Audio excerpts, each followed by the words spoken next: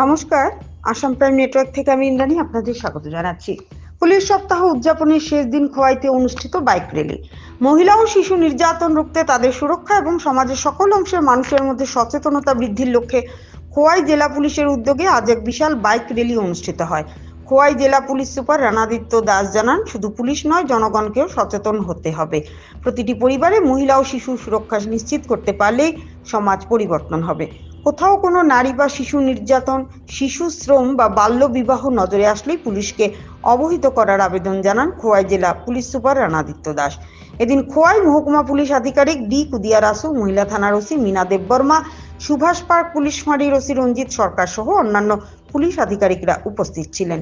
গোপাল সিং এর report, Assam prime network. আজকে আমাদের পুলিশ উইকের আজকে লাস্ট আমাদের হচ্ছে ডিস্ট্রিক্টের যে প্রোগ্রাম হচ্ছে আজকে তারই একটা অঙ্গ হিসাবে bike rally crime against women আর চিলড্রেন তাদের সুরক্ষার পরিপ্রেক্ষিতে মানুষকে জাগ্রত করার জন্য এই বাইক র্যালি হচ্ছে। আপনারা জানেন, শুধু পুলিশের দায়িত্ব না, এটা সমাজের ঠিক করতে গেলে এটা মানুষের সবার নৈতিক এবং সামাজিক দায়িত্ব।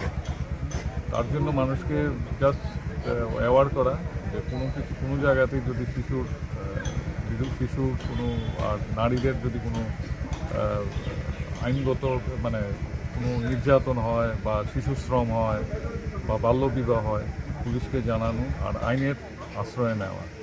আর সঙ্গে এটাও বলি যে আইন দিয়ে সব কিছু হবে না, এটা মানুষের নৈতিক এবং সামাজিক দায়িত্ব। সবাইকে এগিয়ে আসতে হবে এই সমাজকে সুস্থ রাখতে গেলে।